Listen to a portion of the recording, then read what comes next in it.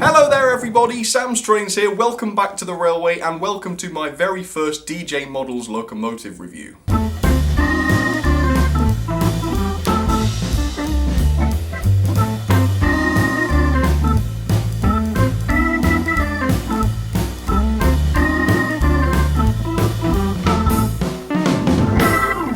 So yes, this is the very first time I'm going to be opening up one of the DJ Models locomotives, and quite fittingly, the first one I'm going to be doing here is, I believe, the first model that DJ Models ever produced. It's the J94, and yes, I'm told that this was the first one to be produced. Now this isn't the only locomotive I've owned from DJ Models. I did have the BT, I think it's called the BT Well Tank, but I only owned it for about 4 hours. I took it straight back to the cellar because I really wasn't impressed with it. So I'm hoping this J94 isn't going to be the same as that. Fingers crossed it will be good, and I'm sure it will be. But yes, very exciting. This particular one is in the L&ER black, but you can't tell that yet, obviously, just because it's inside the packaging. So let's unbox this together and see what it's like, shall we? Okay, let's give this a try. So here it is, here is the packaging, and as you can see they've used this sort of box style packaging, which seems to be quite common with the smaller manufacturers. I know Hattons have since used the same style packaging for their locomotives, and actually I really like it. It's super solid, as you can see, and inside, as you're going to tell later on, there's a lot of foam to protect the loco. No block of ice to speak of. They seem to be falling out of favour with the smaller manufacturers. I don't know, I personally quite like the block of ice, but certainly this style of packaging is really quite good. There's not much to see on the box. Certainly on the back, if I show you, it's just a little bit of a warning about it being for adults and not children, not being a toy and that sort of thing. But on the end of the box, you can see the label there, which says that this is the DJ Models J94 004 8023, that's the running number, L&ER black with the original bunker, and you can also see that this is compatible with a 6-pin DCC decoder. But apart from that, that is all there is to see on the box. So let's get it out straight away. Well, let's lift the lid and see what we get inside. So the first thing you get is this scary looking sign that says please stop. So let's figure out what it says on there. So as you can see that this says before you go any further, and I know it's tempting to just try a new model, but please read and if necessary action the instructions included in this box, and there's an email address for him there. So okay, there's obviously something pretty serious going on there, so we'll take a look at those. Then you've got let's see here, just a business card, something like that. And you can see all over this packaging, you've got the phrase setting higher standards. And you can see that it's on the packaging as well. Let me show you, setting higher standards. So that's the ethos of this company. And you want to bear that in mind later on, because there's something that's quite interesting that comes out of that. So bear in mind the phrase setting higher standards. We'll talk about that later on. So here are the instructions then, and let's see what these reveal that's so important. So first of all then, on the one hand side you've got the J94/austerity saddle tank, a whole load of information on it there, so that's quite interesting to read if you want to. Obviously the box was probably too small to fit all that on. And then over here you've got the instructions which have been talked about, and really it doesn't talk much, it just says a little bit of the basics really about the coreless motors, track cleaners, lubrication. Yeah, it's all the basic stuff, so it's nothing that frightening, luckily. So there we go. So that's the instructions anyway. So now let's move on to the locomotive then, and this is what I was talking about. You've got this beautiful foam protector, which it really does a good job. To be fair, I've never had a loco come in packaging like this which has been damaged in the box. So say what you like about the block of ice, say what you like about this, but it does the job, so that's fine. So take that top bit off. There's the loco, of course, looking very, very lovely down there. I do love the J94s and the austerity tanks, and I know a lot of other people do too. But let me grab out the detail pack, which is in a little tiny bag, and inside there we have what look like the vacuum pipes and maybe some chain link couplings. No, actually just looks like vacuum pipes. You've got some of the NEM couplings, the slim style ones, and also another piece in there which is a moulded piece. I'm not absolutely sure what that is, but it might become obvious when we take a look at the model. So that's the detail pack, quite a sparse one, but as always that just suggests that the bulk of the detail is already fitted to the model. Okay, so very carefully let's get this out, and obviously getting it out is the hard part. It's a lot easier with the block of ice, but with this you've just got to grab the thing And to be honest, it does come out of there quite easily, so it's not too difficult. So here she is then, here is the model, and of course I am going to be looking at this much more closely in just a second or two. But the first thing I've got to say is that it's got quite good weight to it. It's not particularly heavy, but it's not particularly light either. It's pretty much as you'd expect it to be, so pretty good marks there. And second of all, it's beautiful, isn't it? I mean, it really does have a lot of character, and it feels pretty sturdy in the hands too. There's not a lot of detail on it visibly, which on the one hand may be a negative thing, you know, if it's not a particularly detailed model, but as far as, you know, quality and sturdiness is concerned, it does mean that the thing is good and sturdy, so that's a good thing. Anyway, here's a little bit of history on them then, and then we'll get on to looking at this much more closely. So the name J94 actually originated from the LNER when they purchased them from the War Department following the end of the Second World War. Before this, the class were just known as the Hunslet Austerity 060 tank engines, and they were first introduced several years earlier in 1943 by the Hunslet Engine Company, and they became the standard British shunting locomotive during the Second World War. The initial choice for this had actually been the LMS Ginty, but then the Hunslet design was eventually chosen because it was much more simple. In total, 75 J94s worked for the LNER, and of course there were a lot more that didn't get purchased by the LNER, I think, but only 2 of the LNER ones have been preserved.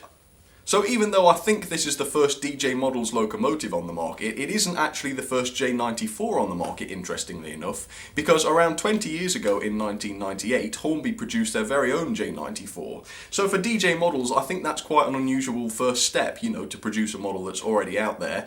I thought that was pretty weird. But then look at this on the box, remember this? Setting higher standards. So obviously that's the angle they're trying to go with there. So even though they're not bringing anything new to the table by producing a J94, they may be looking to improve on the existing J94 models out there on the market, which obviously would be a very clever idea and a good thing to do. So in order to understand this setting higher standards thing, to find out whether DJ Models has actually managed to do that, I think it's going to be interesting to take a look first at the Hornby version, see what it does, but more importantly see what it doesn't do, and therefore we can understand where DJ Models were going with this and what they've done to improve it. So here's a little look at the Hornby version. Let's figure out what's good and what's bad about it. Okay, so here it is then, my Hornby J94. This is not the DJ version. This is this model was first made available 20 years ago in 1998. And while it isn't actually that bad, I think it's fairly impressive, to be honest. While it isn't that bad, you can see that some of the detail is a little bit aged compared to modern models.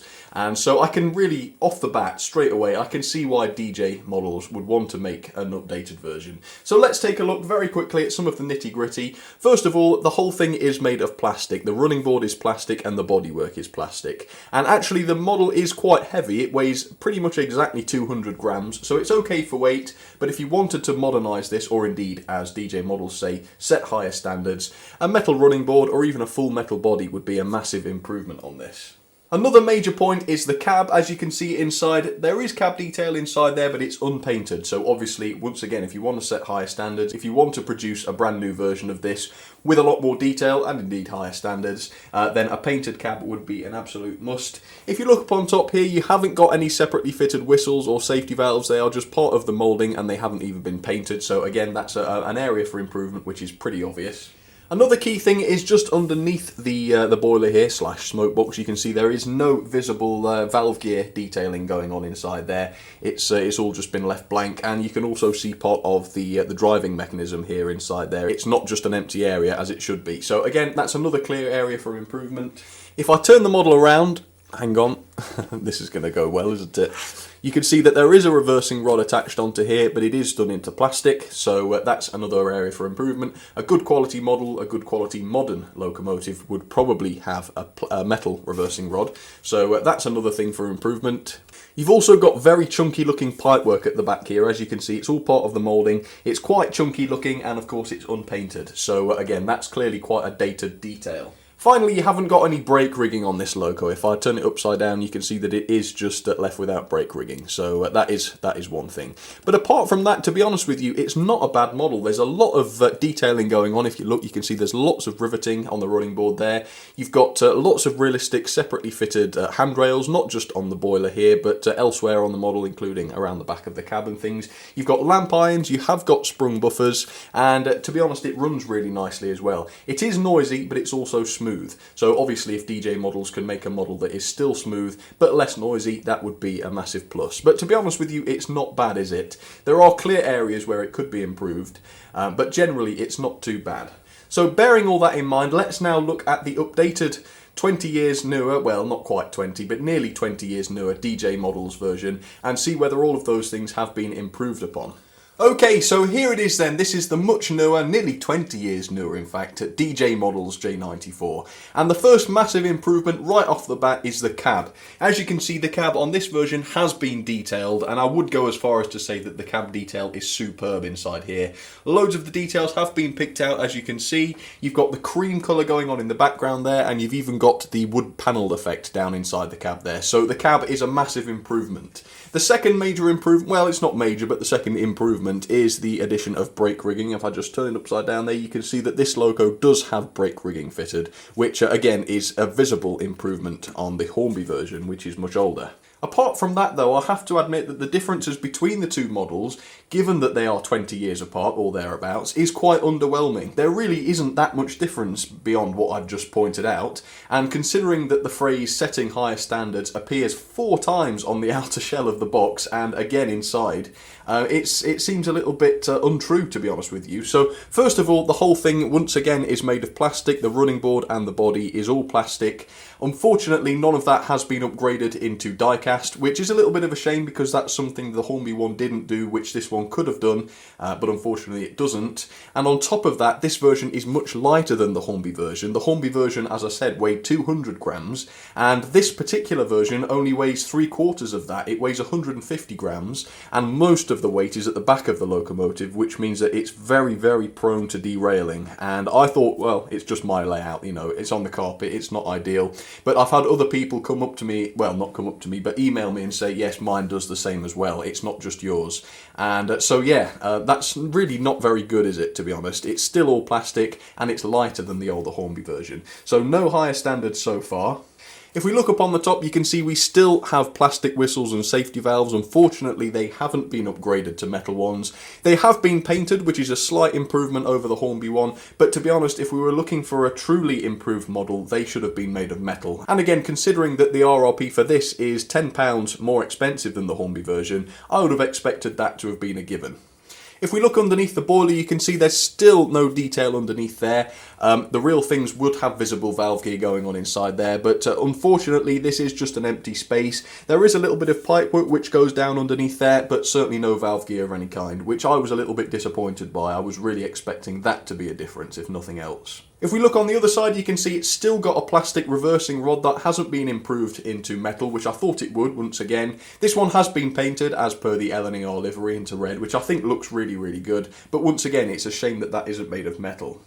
If you look at the pipework, you can see once again it's a very chunky piece, just part of the moulding. It has been painted, but again it's a very, very thick chunky piece, which on the one hand means that it is robust, but on the other hand it's certainly not very realistic. And compared with the Hornby version, it's probably not of a higher standard. Other than that though, everything else is pretty similar. The handrails are done to a high standard, and again you've got just as much detail going on, including the lamp irons, realistic coal and glazed windows at the back with the grille effect, and also glazed windows at the front. You've got sprung buffers, if I show you that. Yep, there we go. Everything else really is pretty much similar to the Hornby version, except for the fact that you've only got plastic conrods here, and I think that's a ridiculous feature, plastic conrods. Now the reason for that is we'll get onto that reason later on. The reason for it is because each wheel is driven independently, so there is no need for conrods. I personally really don't like that feature. I prefer that the conrods are used and that only one axle is powered. This way it's much more simple, and you don't get so much noise, and you get much smoother running in my experience. You could make the argument that having every wheel driven reduces wear on the conrods, but again, in my experience, it is the motor and the gears which die first. The conrods generally way outlive those parts. So to be honest, I don't really see the advantage of that, and certainly externally having this quite cheap looking conrod there really doesn't look all that good. Now another feature that is quite cool, don't get me wrong, but quite bemusing to me is this. Look, if I grab the smokebox door, you can see that it just comes off. It's only attached to there via magnets. Now the purpose of that is to fit a DCC decoder inside there, but to be honest, they've lost me a bit with that one. I don't get it. I'm sorry to say, I don't understand the point of that. Yes, okay, it gives you easy access to the decoder socket so that you can fit a chip, but to be perfectly honest with you, how often do you need to access the decoder socket? For me, never. This thing is going to be on DC for its entire life. I will never chip it.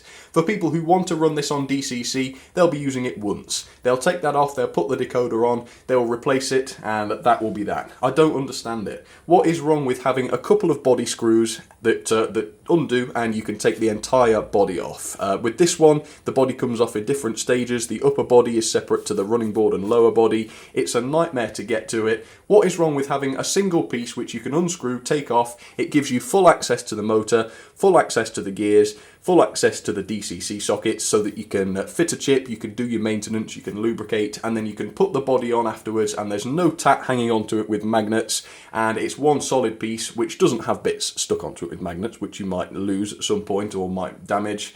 I really don't understand that feature. Yes, it's flashy, it's quite cool, but it's utterly useless. I've had to pay for those magnets to be fitted onto there, when really I would much rather have had, I don't know, a die-cast running board, metal whistles, a proper set of metal conrods. Yeah, I don't get it. I would much rather have just a body which comes off in one go. You don't have to take different bits off. Hornby and Bachmann have done it that way for ages, and some people might say, well, you know, it's healthy to have change, but I think change for the sake of change is just pretty annoying, to be honest. And let's face it, the reason that Hornby and Bachmann and pretty much every other manufacturer have done it that way is because it works. It's simple and it works and it's easy to do. I don't get it. This thing is very difficult to service, and to be honest, when I tried to take the upper body off, I undid the screws, it wasn't coming off without a lot of force. So in the end I left it because I didn't want to damage it. I don't get it. It's the model is bemusing on a lot of levels. To be honest, it's a beautiful looking model, don't get me wrong, but 20 years have passed, they claim to be setting higher standards. This is £10 more expensive than the Hornby version, and to be honest, all you get is a painted cab and everything else is the same, sometimes worse. I don't really understand it. Obviously that doesn't cover performance, so let's get her down onto the track and see if there is an improvement there in performance. Hint, there isn't, but let's give it a try anyway and see what happens. Okay, so there she is then, the DJ Models J94 down onto the track, and there's a lot to talk about when it comes to performance with these, but I'll get onto that in just a second. I'll just show you what she's going to be coupling up to. She's going to be coupling to my Ocean Wagons. As you can see, not all of them, because she just flat out couldn't manage all of them, so I've given her, you know, around 10 to 15. Relatively small load, but, you know, if she can't manage any more, then so be it. Okay, so let's talk about performance then. Now, the motor inside this loco is a coreless motor, and it says on the instructions that you can't use a feedback controller with a coreless motor. Now, this is the controller I use. It's the Hornby HM2000, and it's one of the most ubiquitous and commonly used controllers out there, but it does use feedback. Now, to me, if a manufacturer opts to use a motor which is not compatible with one of the most popular controllers out there, then that is an oversight on the part of the manufacturer. It's certainly not my fault for using one of the most commonly used controllers, but I'll humour them and I will run this one. This is a more modern Hornby controller which does not have feedback on it. So that's what I'm going to have to be using today. But to be honest with you, I'm confused. Why use a coreless motor when it isn't compatible with a lot of controllers out there? Okay, well, there's a couple of reasons maybe. First of all, price. Maybe it's cheaper. Well, no, this costs more than the Hornby version does. And to be honest with you, my Hornby version, I think, just has a cheap 3-pole motor in it. And yet it runs a lot more smoothly than this does, and it can pull a lot more. So price isn't a thing. Performance, well, maybe this runs better than your regular 3 or 5-pole motor. Well, let's try that, shall we? He says, try not to sound too smug. Okay, so I'm giving it a little bit of juice. As you can hear, it's very noisy. And it is relatively smooth, as you can see. That isn't bad, but it's not what you'd call quiet, is it? Okay, let's try it forwards.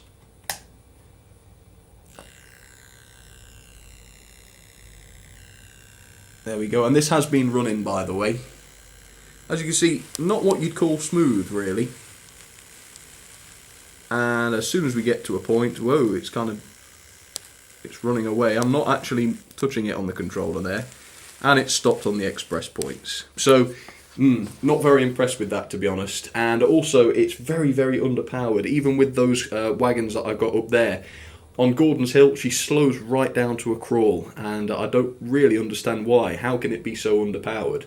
So now let me show you the Hornby version. Let me show you how that one runs. Okay, here's the Hornby version then. Let me give her a tiny bit of power, this time on the HM2000. As you can see, she is now moving just as smooth as the DJM one, possibly more so, but it's also way more quiet. It's absolutely silent. Let me speed it up a touch and put her over the express points for you. There she goes, she's gone over the dead spot now. No stopping at all. So performance-wise, the Hornby version wins hands down. It's silent, it's heavier, it pulls a lot more, and we can use it on our controllers. I don't understand why you would choose to use a motor that a lot of people can't use on their controllers, unless of course there's going to be a big improvement on the performance, which I just can't see. It just doesn't run as well. So I just don't understand why you would want a cordless motor when it just runs worse and most people won't be able to use it on their controller of choice. So why isn't this loco smooth? I don't know, to be honest. It could be to do with the motor. It could also be to do with the fact that it's just too complicated. As I mentioned earlier, every single wheel, each axle, is driven independently, which means there's a whole mass of complex gearing inside there, which drives each of those single wheels. And as I said earlier, I don't think that's a necessary feature. For years we've had locos which just have a single driven axle. It means they only have 1 or 2 gears in there to maintain or replace if they ever go wrong, and you rely on the conrods to turn the rest of the wheels. In this case, you've got every single wheel driven. It's complicated, it's expensive that way, and you end up with this tatty looking conrod which basically does nothing. I don't see the advantage of that particularly, unless it's going to improve performance, which it decidedly does not. So once again, I would much rather this have been simpler and some more of the money to be, spent on the detail and the actual bodywork of the locomotive to make it more worthwhile, and really to motivate the people who are in the market for a 00 gauge J94 to buy the DJ version for the higher price and not go with the Hornby one. And perhaps more importantly, existing owners of the Hornby one need to be motivated to go out and buy the DJ version because it's better. Well, it's not better. It's in 1 or 2 areas it's slightly better. In virtually all the other areas it's the same, if slightly worse. It's certainly not of a higher standard. But okay, well, I would say rant over, but I'm really not impressed with this thing. Let me reverse it up then. God, that noise. And let's couple to the wagons.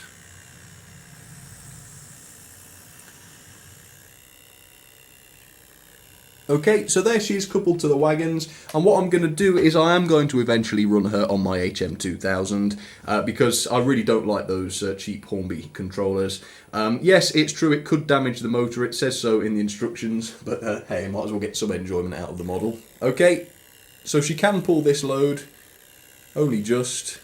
It's quite a struggle, I must say. I'm turning her up and she's not getting any faster. Yep, she is now. And let's see how she does on the layout, but I will in the meantime show you what else is going to be running. So on the middle line I've got the Hornby version, which noticeably is going to be pulling a much larger train than the DJ version, and you'll notice that she does so without any hesitation. She doesn't slow down on the inclines or whatever. She runs just fine with them, and it's probably double in length, this train, so yeah, absolutely fine. And of course the Hornby version is much better balanced on the track. So on the very inside line I've got another LNER tank engine, or it's a Great Northern tank engine. Hang on, let me just slam the ground, she's stopped. There we go, she's coming again. So this is the J13, I think I'm right in saying. Again, a beautiful runner in comparison to the DJ models version. And see which other LNER engines you can spot on the layout, and as always there is an odd one out.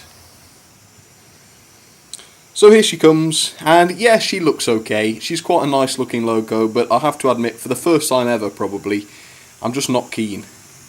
Now look at the speed that she's going at now. I'm not going to touch the controller while she's running, but I'm going to demonstrate to you what I mean about her being underpowered. So let's move now over to the other side of the room, and we'll see what kind of speed she slows down to as she gets onto Gordon's Hill. There goes the J13. And okay, oops, right, she stopped on the points. Yeah, again, just everything about it is a bit naff. Can't get over express points. The Hornby one can. So look at the speed she's at now. And this is the slight incline. She's slowed down ridiculously. And she look at this load. It's hardly anything to shout about. And she's slowed right down. And the Hornby version, you'll notice, goes at a constant speed. And again, that's because I'm using feedback. Look at that, she's slowed to a crawl, I don't get it. What's the point? I'm a little bit bemused, to be honest, by the existence of this model. What was the point in spending all of that money on tooling up a brand new, version of this model, when, to be frank, it's very slightly better cosmetically, but in all other areas it's worse, or sometimes much worse. Look at the speed of that. Oh, it's crazy. And there's the Hornby version coming up the slope. She's a powerhouse. She just does such a good job. I won't be so nasty about Hornby in the future, because if Hornby go down, I know now what we might be left with. But the DJ Models version is on the way.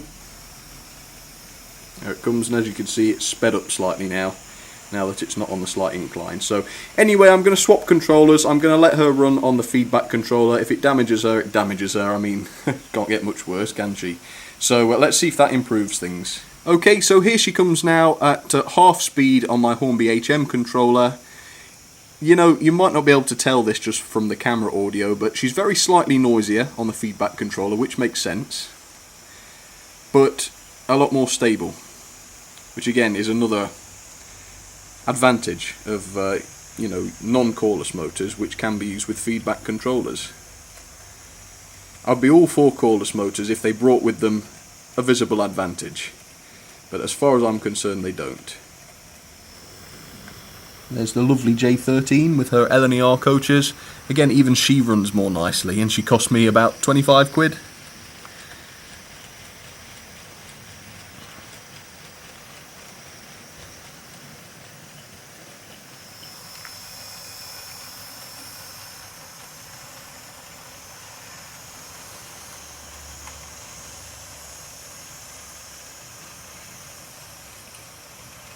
Okay, so here are my ratings then for the DJ Models J94. Detail, I've given it 3 out of 5. The detail in places is okay. For example, inside the cab, the detail was absolutely fine. But in other places, the detail is just mediocre. I didn't think it really matched up to modern standards, and it certainly isn't much better than the Hornby version. So I've given it 3 out of 5. Power, 2 out of 5, there's no denying that it is very underpowered. It couldn't manage my entire rake of ocean wagons, and even then it slows down with even the slightest incline, which of course it will because I can't use my feedback controller.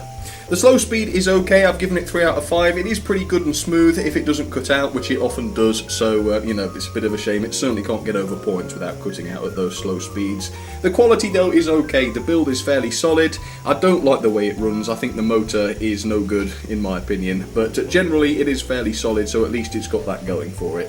Value then, the RRP is £95 to £99 depending on which version you get, and that is actually £10 more expensive than the Hornby version, but in fact I bought mine for £59 from Rails of Sheffield, and that suggests to me that Rails of Sheffield can't sell these for the full price of £100. It suggests that they won't be able to shift them at that price, which to be fair I can understand, I can see why. So 3 out of 5 there on the value. Overall then that is 5.65 out of 10, and let's put her into the ranking. That places her at the bottom, 15th, just below the Bachmann Edward. Yep, I could see why it's at the bottom, to be honest with you. There are a lot of design choices with this model that I just don't understand. I'm a bit disappointed by it, and the fact that it says setting higher standards on the box 4 times just doesn't make sense to me. In fact, I assume that was put on there for comic effect.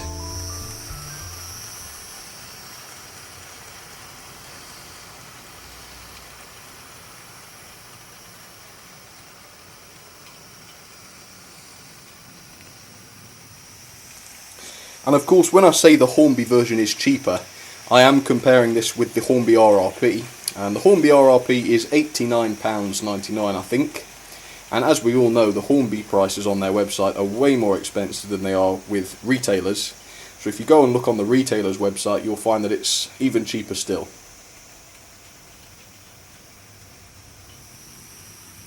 So really, it's a no-brainer for me. The Hornby version wins on all counts except for cab detail. Other than that, the models are the same in most areas, and the Hornby version is just better in others, i.e. performance, cost, etc. I don't like to be negative towards, manufacturers and models and things, and certainly I'm not going to boycott DJ Models. I'm going to try a few other of their models. This is 2 out of 2 that I've been disappointed with. I have kept this one though, so I suppose that's one thing. The BT well tank went back. I wasn't willing to work on that any longer. It just ran like a dog. And this one does too. But you know, I've heard good things about other DJ models logos. The Class 71, for example, is supposed to be very good. So I will be glad to try some others. But unfortunately, this one just isn't for me. Which is a shame. Of course it's a shame. We need more manufacturers that do a good job.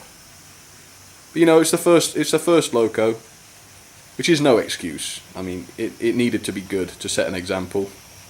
But you know, I'll look at some of the others, and if you have another DJ model you think is good and you'd like me to check it out, then let me know and I will.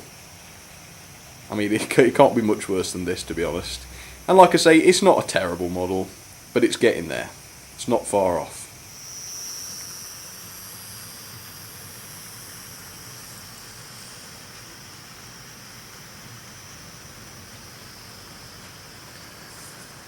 Okay folks, well, of course every single thing I said in that review was entirely just my opinion, so, you know, if you disagree, if you think I've been too harsh, please let me know. I won't bite your head off. In fact, I'd be very glad to hear another side of the story. And equally, if you agree with me, if you don't think this is good enough, also let me know and we'll discuss this and we'll figure out you know, what we like and what we don't like about it. But anyway, that's the end of today's review. I do hope you enjoyed it, and I hope you found it useful if you're thinking about buying one of these. The advice is probably don't. But anyway, that's all I got to say. Cheers everybody, see you next time.